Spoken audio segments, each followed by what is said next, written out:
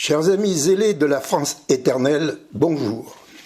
C'est avec plaisir et grand honneur que j'enregistre cette première session du Boomer déchaîné en cette année 2025, année de mes 80 ans. Pourquoi m'exprimer en tant que boomer? Deux raisons.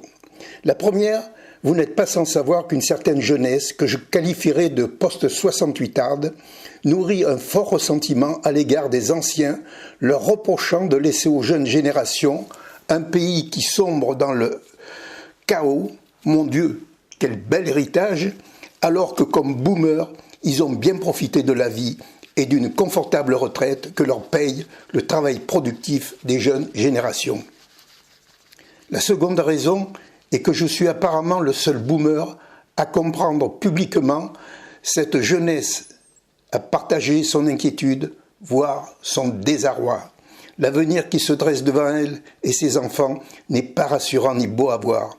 Pourquoi dis-je, suis-je le seul boomer? Les statistiques sont claires. Selon la tranche d'âge de 75-85 ans, soit une plage de 10 ans, il y aurait 2 millions de retraités, donc nés avant 1968, date plus que symbolique. À part moi-même en cet instant, vous en voyez beaucoup de boomers relever la tête? Non. À part quelques-uns, même pas boomers, pour nous rappeler qu'ils ont reconstruit la France et contribué à son développement, et la vie n'a pas toujours été facile, même s'ils ont connu les 30 glorieuses. Nous n'allons pas entrer dans cette discussion, mais si l'on peut être d'accord sur le fait, ce n'est pas un argumentaire judicieux pour répondre à l'angoisse de la jeunesse d'aujourd'hui. Quoi qu'il en soit, les boomers ne se bougent pas. Je peux même dire qu'ils ne se bougeront jamais. Il y a trop à perdre. Il ne faut rien attendre d'eux. Il fallait donc que quelqu'un s'y mette, que quelqu'un se dévoue. Alors je suis monté au créneau. Je me suis senti obligé de donner de ma propre personne. Le problème, c'est que je ne suis pas youtubeur, je n'y connais rien, je suis mal à l'aise. Monter au créneau, oui, mais encore faut-il y grimper avec des armes adaptées, si je puis dire. Et le matériel que j'ai à ma disposition est limite obsolète. Je n'ai même pas de prompteur, je suis obligé de lire le script sur papier. Enfin, je vais essayer de faire pour le mieux. De toute façon, j'ai l'intention de limiter ma prestation à 6 vidéos, pas une de plus, pas une de moins. Ajoutez à cela quelques difficultés d'élocution faisant que j'ai horreur de m'exprimer en public, bien que je sois un écrivain de prospective politique. Je ne suis pas un orateur, je ne suis pas homme à faire les estrades, les préaux, les cours de récréation devant un public de bovins au regard de poissons morts qui applaudissent le premier démagogue venu parce qu'il a bien parlé, je veux dire qu'il leur a promis le bonheur. Demain, tout sera gratuit, le fameux « demain on rase gratis ». Et ceux qui ne leur promettent pas l'euphorie, l'extase du vivre ensemble dans la joie et la bonne humeur sont de vilains, très vilains, des gros méchants. De plus, excusez-moi, mais je ne suis pas dans les meilleures formes. Devenir octogénaire, ça sent l'EHPAD. C'est aussi entrer dans un sas ouvert sur l'au-delà paré pour le grand départ. Un âge où tout devient plus difficile, plus lent, où l'on a envie de se laisser aller, de se mettre en roue libre et parfois, selon son état de santé, se replier de la vie, voire s'en retrancher. Après ce petit préambule contextuel, je me présente. Boomer authentique de la meilleure cuvée 1945. Un grand millésime. La preuve. Patriote nationaliste pour l'étiquette, réactionnaire parce que je réagis et défends mon pays, rétroactionnaire pour mon côté vieille France, français de souche chimiquement pur, biologiquement organique, ça c'est pour ceux qui insultent quotidiennement les Français de souche et contestent leur légitimité historique. J'allais oublier mon engagement politique au sein du Front National, le vrai, l'authentique. Vous avez sans doute été surpris que j'annonce d'entrée mon âge de boomer et que je le fasse coïncider avec l'enregistrement de cette vidéo. D'un côté, fin de la guerre de 39-45, date de ma naissance, de l'autre, 80 ans plus tard, l'effondrement de la France, avec pour perspective sa fin. Tout se passe comme s'il y avait une symbolique tragique de la naissance à la mort. Voici où je veux en venir. Entre 0 et 80, le curseur indique 40. Donc, par rapport à la chronologie, en 2025, j'ai face à moi des quarantenaires. Pour ceux qui resteront encore en vie, ils atteindront l'âge de 80 ans en 2065. Et en 2065, la France n'existera plus. Elle n'existera plus en tant que territoire souverain et historique. Elle aura perdu son nom, son peuple ne sera plus qu'un melting pot ou un pot pourri ou un gloubi-boulga ethno-racial, sans racines, sans passé, sans avenir, sans mémoire, juste des esclaves heureux de la béquée de la dictature totalitaire que tente d'imposer l'Union européenne, entre autres puissances occultes, daignera leur accorder en échange de leur liberté, une liberté qui n'aura plus de sens puisque tout le monde sera heureux, c'est-à-dire civilement mort. Et cela est vrai pour la France comme pour tous les pays d'Europe. Ce sera la fin de l'Occident, le triomphe du nouvel ordre mondial. J'en vois me retourner d'un ton désinvolte, bah, la France elle n'existera plus dès 2035, si ce n'est déjà fait. Rien de nouveau. Sauf que la situation sera encore plus grave pour notre quarantenaire, car il lui faudra vivre encore 30 ans pour atteindre ses 80 ans. S'il les atteint, et alors même qu'il n'est pas sûr de bénéficier d'une retraite substantielle. Gardez bien en tête ce cadre chronologique calqué sur ma propre naissance, car il prendra une place importante dans la prochaine session vidéo, normalement numérotée session 2. Quelques précisions. Quand je fais une démonstration par simplification, j'ai l'habitude de généraliser. Si vous trouvez que je généralise trop, il suffit d'appliquer la loi de Pareto et de déplacer le curseur à votre gré. Sur la mention de la vignette vidéo, pourquoi un roi? Pourquoi pas un roi? La question sera traitée à la 5e session. Auparavant, il est important d'évoquer certaines réalités qui amènent à se poser sérieusement quelques questions fondamentales. Le thème de la présente session est donc la censure. La censure, c'est la mort sociale pour celui qui en est frappé. La France tendant à devenir une sorte de prolongement du modèle soviéto-bolchevique ou du communisme planétaire, les républicains usent et abusent de la censure pour arriver à leur fin. À partir de 3 exemples de propositions de loi récentes, je vais vous démontrer le caractère démentiel de leurs obsessions effrénées, tendues à vouloir absolument faire taire le peuple français, à le réduire au silence. Premier projet de censure venu de la droite et extrême droite républicaine. Proposition soutenue par un groupe parlementaire d'une vingtaine de députés, LR, les Républicains, dont 2 députés du Rassemblement national. On peut penser que ces 2 députés ont été adoubés par la patronne du RN, ce qui démontre que le RN est un mouvement attrape-tout n'ayant rien à voir avec l'extrême droite. Dès lors, cette expression extrême droite est un abus de langage. Mais il faut bien que quelqu'un fasse illusion pour boucher le vide de l'arc républicain.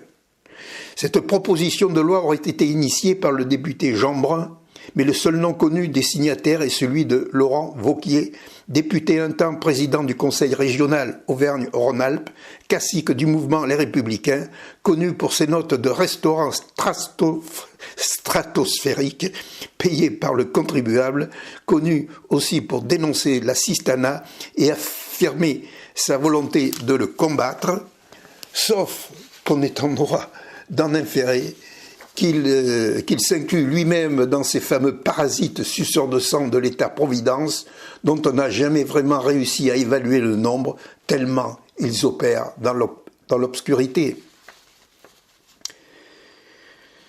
Donc, de quoi s'agit-il? D'une proposition de loi visant à interdire et sanctionner les contenus et discours à caractère anti-républicain. Je vais exposer quelques éléments de cette loi, puis commenter certains de ses aspects. Exposer des motifs. Premier point du texte.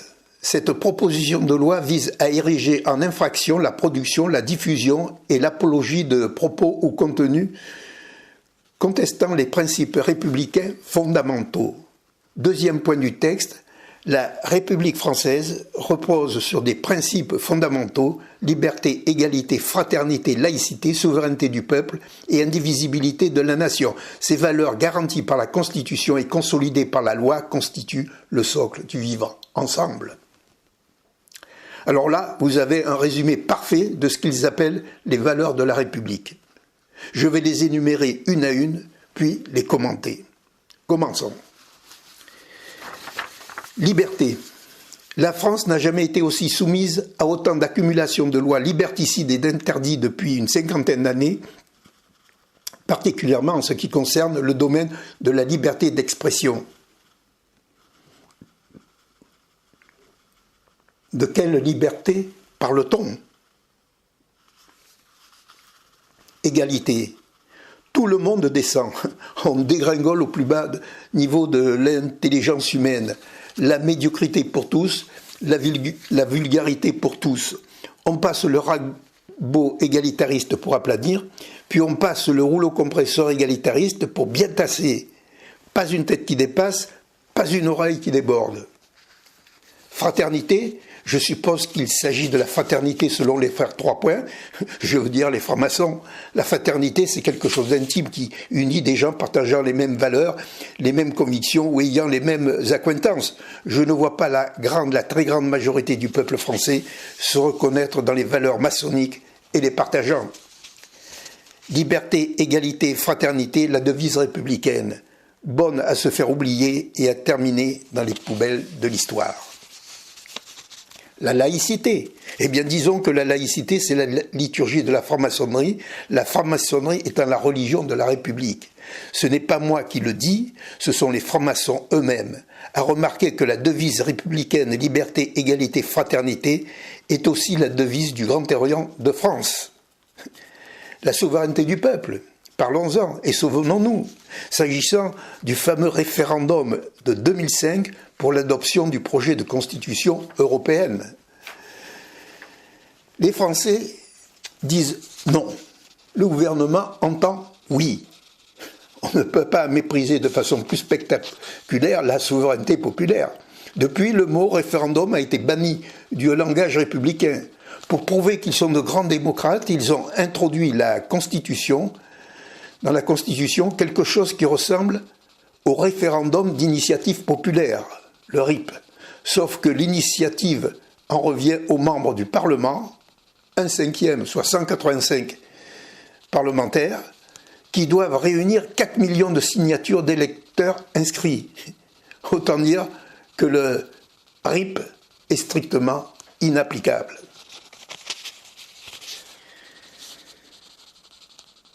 L'indivisibilité de la nation. Non, monsieur Wauquiez, on parle d'indivisibilité de la République, pas de la nation. La République est une, indivisible, impérissable. Alors qu'elle ne fait que diviser et opposer artificiellement les Français dans des combats idéologiques vains et stériles. La nation, c'est l'ensemble des vivants et des morts d'une patrie. Le vivre ensemble. Là, nous atteignons le summum de l'hypocrisie. Le vivre ensemble républicain, c'est obliger les gens à vivre avec d'autres gens avec lesquels ils n'ont rien de commun. Il ne faut pas confondre vivre avec et vivre parmi.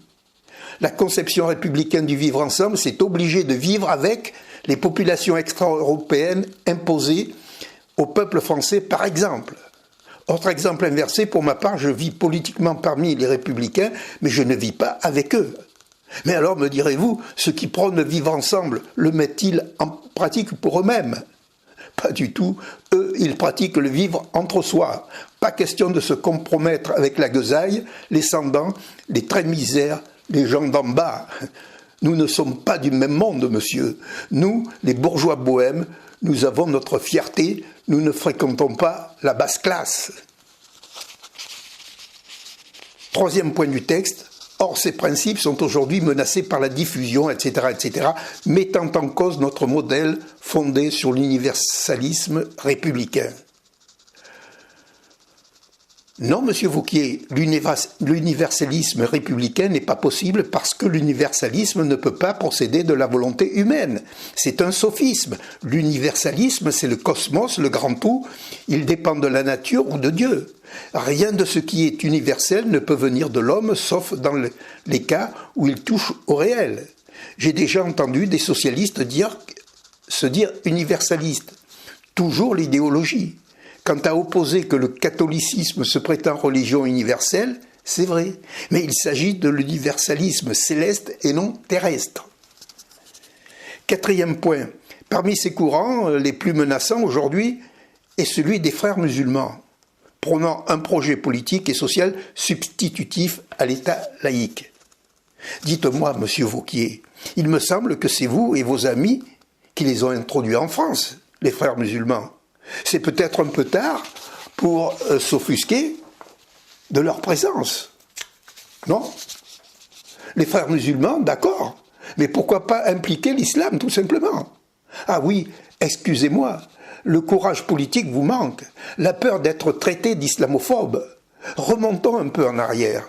Vous dites, parmi ces courants menaçants, sous-entendus religieux ou idéologie dangereuse, qu'entendez-vous par là?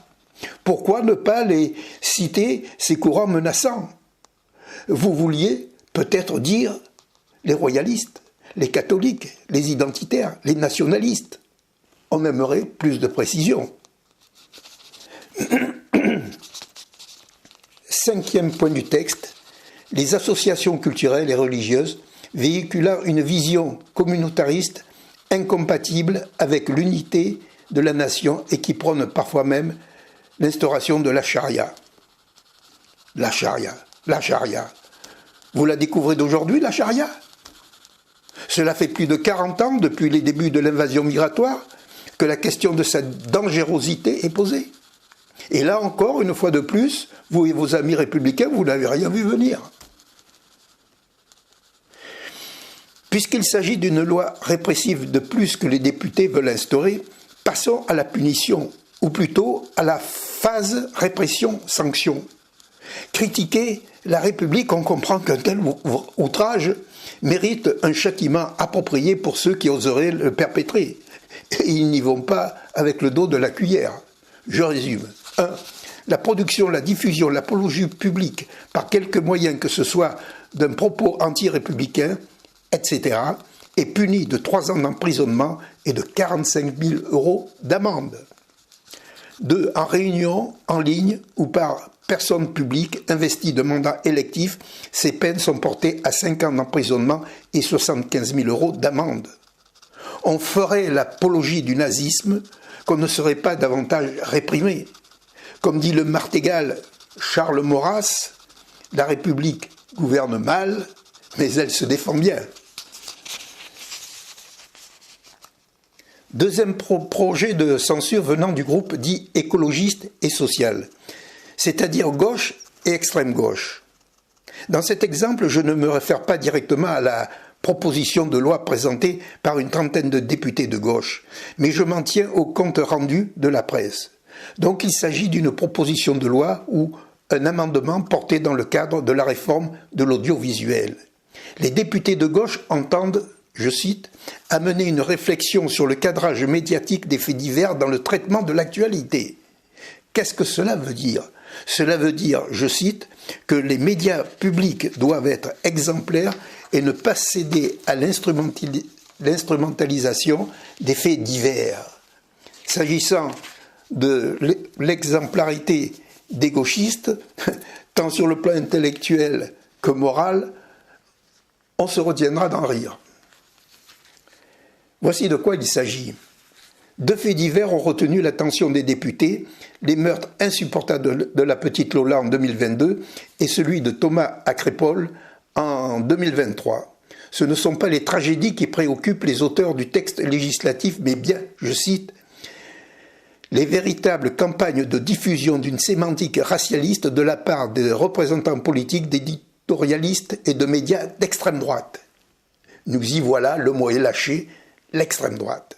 En somme, on devrait interdire aux médias classés à l'extrême droite de commenter les faits divers dramatiques causés essentiellement par des éléments issus des populations immigrées, des drames qui illustrent quotidiennement l'actualité française et pas seulement.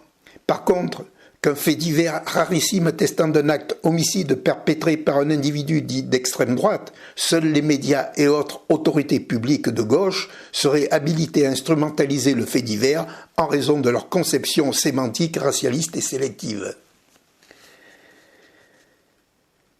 Dans une telle situation, j'ignore quelles sanctions sont prévues à l'encontre des médias dits d'extrême droite. Mais au-delà du délire gauchiste, on voit bien dans ce projet de loi une volonté marquée d'abattre un nouveau pan de la liberté d'expression et de faire taire par tous les moyens législatifs possibles les Français jugés politiquement incorrects. Troisième projet de censure proposé cette fois par la ministre déléguée à l'égalité entre les femmes et les hommes, Aurore Bergé. Nous sommes là en pleine Macronie, au centre du centrisme politique, ni droite ni gauche, entre ailleurs et nulle part. Je rappelle que le centre en politique est un point de situation équidistant, mais qu'il ne représente ni une surface ni un volume, seulement le vent qui fait tourner la girouette. Entrons maintenant dans ce troisième exemple. Je ne sais si Mme Aurore Bergé est encore ministre au moment où je parle, mais peu importe, le gouvernement français étant devenu sous l'ère Macron un zoo en folie, un carnaval permanent de bêtes de foire en exhibition, on ne cherche même plus à savoir qui est qui et qui fait quoi. Donc je vais commencer par donner le titre officiel de la dame et le commenter. Madame Aurore Bergé est ministre de l'égalité femmes-hommes et de la lutte contre les discriminations et la haine en ligne. Je commente. Dans l'expression femme-homme, pourquoi, au nom de l'inclusivité et du féminisme, avoir fait passer femme devant homme alors que dire homme-femme est une question de pure phonétique et non un prétendu symbole de domination de l'homme sur la femme? On dit aussi mesdames, messieurs, messieurs, mesdames et messieurs, ou selon les circonstances, messieurs et mesdames, sans forcément y trouver une forme de préséance ou de galanterie. D'ailleurs, je crois savoir que les féministes ne veulent plus entendre parler de galanterie. Pareil pour celles et ceux et celles. À trop vouloir dénoncer les stéréotypes, c'est vous, les féministes, qui les créez et les mettez là où il n'y en a pas. Quant à la lutte contre les discriminations, qu'est-ce à dire? Qu'on n'a pas le droit de se distinguer, de se différencier? Je passe sur le droit à la différence qui eut son heure de gloire dans les années 60-70 du siècle dernier. La discrimination est un des fondements de la connaissance. C'est émettre des jugements de valeur ou de réalité et en tirer des conclusions. Combattre les discriminations, c'est interdire de juger, de décider, de signifier, donc se taire encore une fois. Autrement dit, fermez-la. Quant à la haine en ligne, j'y reviens plus loin. Que propose Madame la ministre? La création d'une coalition d'associations pour lutter contre la haine en ligne. Cette coalition de 12 associations aura vocation de signaler à l'Arcom, l'autorité officielle de la censure républicaine, des propos en ligne relevant, je cite, du racisme, de l'antisémitisme, de l'homophobie, de la misogynie et de la haine anti-musulmane. Déjà, on constate que les propos relevant de l'antichristianisme ou de la christianophobie ne font pas partie ni de la haine anti-blanc, ni de la haine anti-française, etc. Bref, on ne mélange pas les torchons et les serviettes chez les républicains. Quelles sont-elles ces 12 associations? Je cite le CRIF, la LICRA, la Fédération LGBTI, FLAG, je ne sais pas, M'endors pas, je ne sais pas, le mouvement d'UNI, je crois que c'est relatif à la prostitution, Oser le féminisme, le planning familial, on se demande ce qu'ils viennent faire, Respect Zone, je ne connais pas, SOS homophobie, SOS racisme. Que du bolège gauchiste. Il ne manque au tableau que la Ligue des droits de l'homme. Par contre, il y a une association que je ne vois pas. SOS France en danger. Non, non, monsieur, SOS France en danger n'entre pas dans nos critères. Ah bon, il fallait le savoir. Du haut de son pouvoir discrétionnaire, Madame la ministre a convoqué les grandes plateformes du numérique et des réseaux sociaux, dont Google, Snapchat, TikTok, Twitch, YouTube, pour leur faire la leçon. Je cite, « C'est une grande nécessité de leur rappeler leurs obligations et de leur dire que nous n'allons pas abdiquer et que si elles ne se conformaient pas à leurs obligations, alors ça voulait dire qu'évidemment la France engagerait avec l'Union européenne toutes les sanctions nécessaires. » On aura compris que Madame la ministre exprime là sa volonté d'appliquer le DSA, le Digital Service Act, imposé par l'Union européenne, la censure ultime des réseaux sociaux en Europe. Mais revenons un instant à ces fameuses associations clairement positionnées à l'ultra-gauche.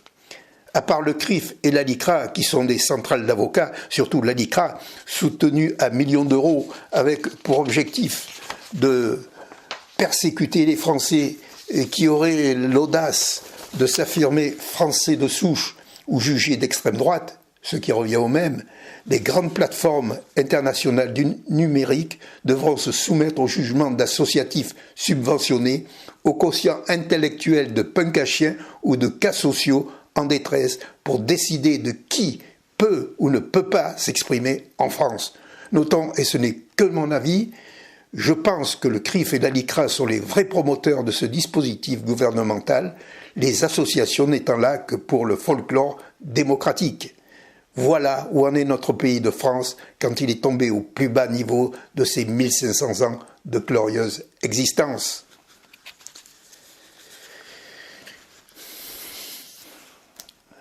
Alors, puisque Madame Aurore Berger tient tant à nous faire partager sa volonté de combattre la haine en ligne, voici ce que j'ai à lui dire.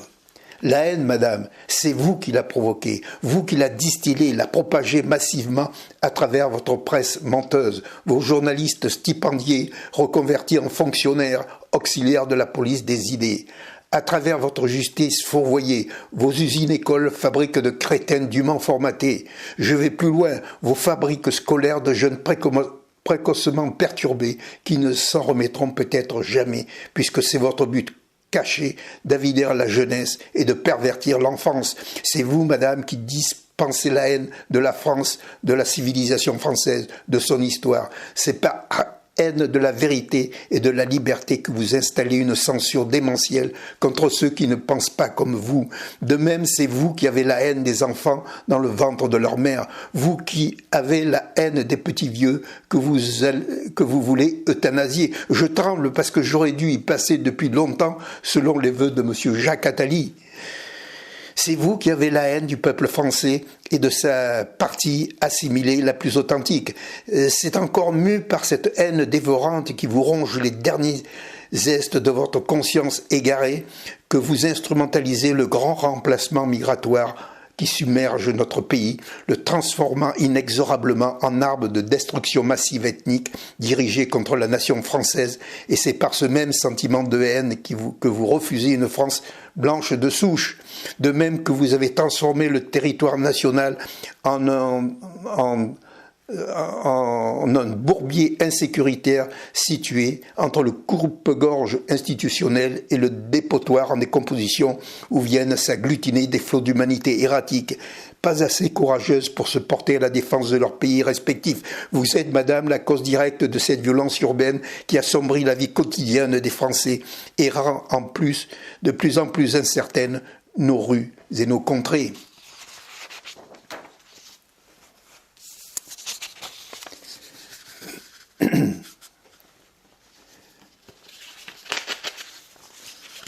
C'est encore parrain de la loi naturelle que vous avez imposé le mariage homosexuel, dit mariage pour tous, un comble, sachant que le mariage est un marqueur de l'idéologie bourgeoise que vous pourfendez sans cesse.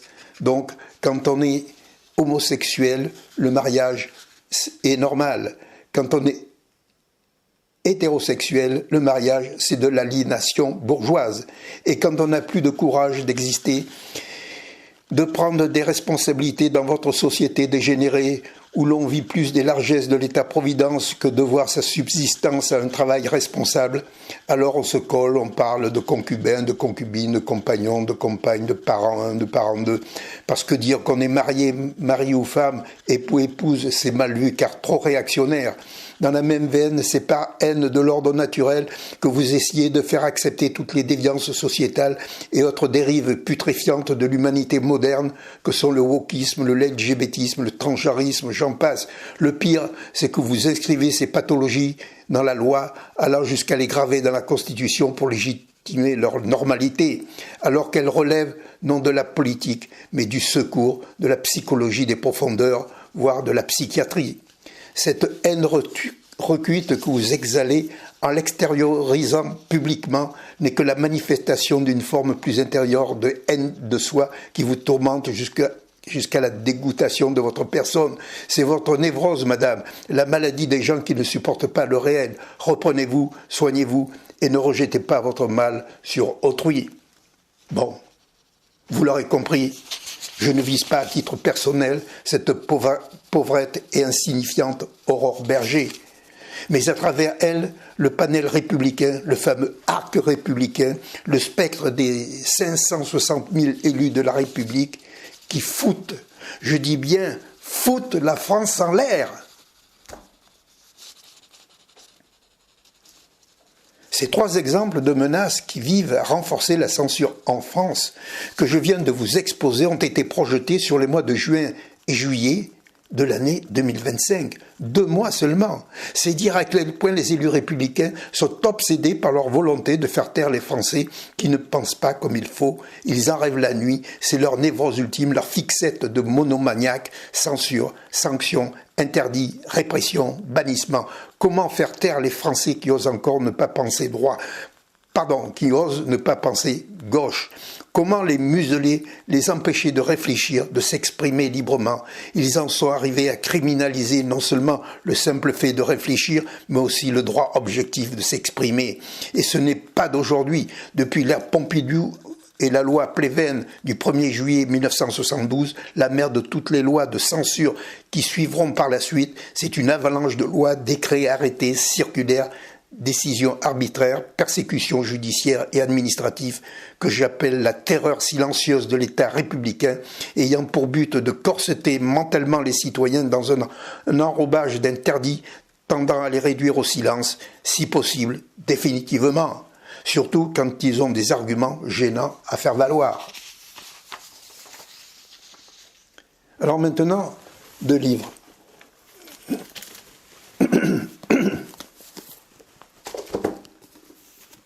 Voilà, 2 livres importants, La terreur à l'ordre du jour. Bon, je ne vais pas l'examiner maintenant parce que c'est un livre très important. Je vous en reparlerai dans une prochaine session. Et puis, le deuxième,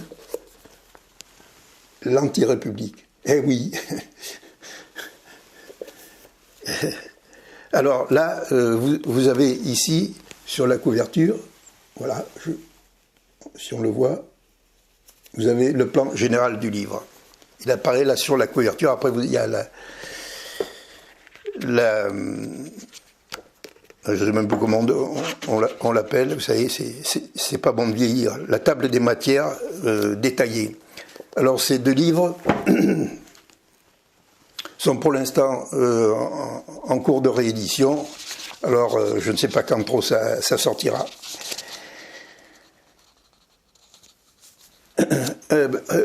En ce qui concerne l'anti-république, 390 pages d'anti-république. Si la loi de M. Wauquiez et ses amis passe, j'en prends pour 20 ans. Hein. Enfin bon, ça m'évitera d'aller à l'EHPAD, je serai peut-être aussi bien logé. Alors je vais vous lire 2 paragraphes du livre de l'anti-république. Ils ne sont pas la conclusion du livre, mais sonnent comme une conclusion. Alors je cite. Ainsi, la machine infernale a culpabilisé les Français, déjà corsetés par un réseau de lois pénales absolument démentielles, visant à assécher le canal de la liberté d'expression, tourne à plein régime. Elle est assortie d'une monstrueuse machinerie judiciaire et d'une efficacité redoutablement diabolique destinée à réprimer et à frapper fort les récalcitrants. Si vous êtes dévalisé chez vous et menacé de mort, prenez le temps d'attendre, rien de grave. Mais si votre langue dérape, attendez-vous à ce que le ciel vous tombe sur la tête et sans délai. Non, décidément, la République n'aime pas les Français et ne les a jamais aimés. Elle n'a pas été faite pour les aimer, ni les respecter. Elle a été faite pour leur couper la tête au propre comme au figuré, la guillotine sociale. En cela, rien de nouveau, nous le savons depuis le pacte satanique de 1789. Il reste toutefois une question cruciale qui justifie les 390 pages de ce livre. Jusqu'à quand les Français seront-ils encore autorisés à respirer librement l'air de leur propre pays? Une réponse est demandée. Sous la férule républicaine, nos compatriotes les plus attachés à leur pays, à leur identité, les plus représentatifs par le dévouement personnel, par ce qu'ils apportent et ont apporté à la richesse nationale, à notre héritage commun, sont tenus de vivre en permanence comme des parias, avec le rouge de la honte marqué au front de la tête couverte de cendres, comme des parias, oui, la tête couverte de cendres, la corde au cou, revêtue de la bure des pénitents, pieds nus et marchant le regard baissé, comme pour s'excuser d'exister et de déranger le si bel ordonnancement de la nouvelle civilisation mondiale, du nouvel ordre mondial. Ils sont voués à expier éternellement le mal affreux inscrit dans leur gène, dont ils sont collectivement responsables, coupables d'être nés français de souche, la preuve de l'hydre raciste qui survit en eux et les dévore de l'intérieur comme un feu venu de l'enfer. Ils ne finiront jamais de payer leurs dettes, ni de se purifier la conscience, ni de se revivifier, ni de se régénérer. Petite récapitulation. 1. La République n'a jamais reçu l'aval du suffrage populaire alors qu'elle se voulait un modèle de démocratie qui n'a d'ailleurs jamais existé. Elle n'a donc aucune légitimité souveraine. La République, fille de la Révolution française, a été imposée au peuple français dès 1792 par une certaine bourgeoisie triomphante faisant usage des moyens les plus violents, les plus barbares, c'est-à-dire le meurtre, l'assassinat, le vol, le viol, le pillage, le fait de voyous et de terroristes organisés en bande, livrés à eux-mêmes, le plus souvent avec les encouragements ou le silence des meneurs révolutionnaires. 3. La République n'a jamais concerné qu'une partie très minoritaire du peuple français qu'on estime au plus large entre 17 et 20% de la population, d'où la fureur des révolutionnaires de 1793 qui transformeront la France en un véritable creuset de souffrance et de douleur. 4. Quand on parle de République française, le mot française est de trop. La République dite française n'est qu'une interprétation du système judéo-maçonnique protestant anglo-saxon appliqué à la France, legs de la Révolution américaine à la Révolution française. La Révolution française étant elle-même influencée par les philosophes des Lumières, pseudo-Lumières également d'inspiration anglo-saxonne. 5. Il n'y a pas de droite en République. La République est essentiellement de gauche depuis son origine, édifiée par un substrat politique véritable tissu de mensonges idéologiques, s'appuyant sur 3 sophismes intellectuels, le socialisme, le communisme, le libéralisme. Ce que j'appelle le trépied républicain. Je veux dire que les 3 pieds du système républicain sont séparés en bas, à la base, mais ils se rejoignent en haut, à la tête, unis par la même connivence complice. Cela s'appelle aussi une collision d'intérêts. 6. Être français ou être républicain, il faut choisir. Être français est une chose, être républicain en est une autre. Les deux sont antinomiques, donc incompatibles. 7. Depuis plus de 50 ans, la République dite française dévoile son véritable visage tel que l'histoire l'a montré. Le nom de République ne désigne pas autre chose que le communisme qui n'ose pas dire son nom. Autrement dit, l'État républicain a toutes les allures d'une dictature totalitaire soumise à l'Union européenne, véritable cheval de Troie du futur État mondial. 8. À l'attention de M. Wauquiez et ses amis, la République n'est pas une religion, c'est une idéologie. et au même titre que n'importe quelle idéologie, le système républicain n'échappe pas à la critique jusque dans ses fondements. Je vous ai démontré que la devise républicaine était bonne à jeter à la poubelle. Est-ce qu'un État a vraiment besoin d'une devise? On le comprend, des dynasties de l'Ancien Régime, elles avaient au moins le panache. De nos jours, je n'en vois pas l'utilité. Surtout quand il s'agit d'une devise menteuse. Mais si l'on y tient vraiment, travail, famille, patrie, me conviendrait parfaitement, par exemple. Ou Dieu, famille, patrie. Mais j'ai une devise qui me paraît plus relevée, d'une haute valeur universelle. Elle colle au réel, synthétise le bien, constitue un solide trépied civilisationnel. Je cite, le beau, le vrai, le juste. Le beau qui élève l'âme et donne la foi, le vrai qui détruit le mensonge et l'hypocrisie.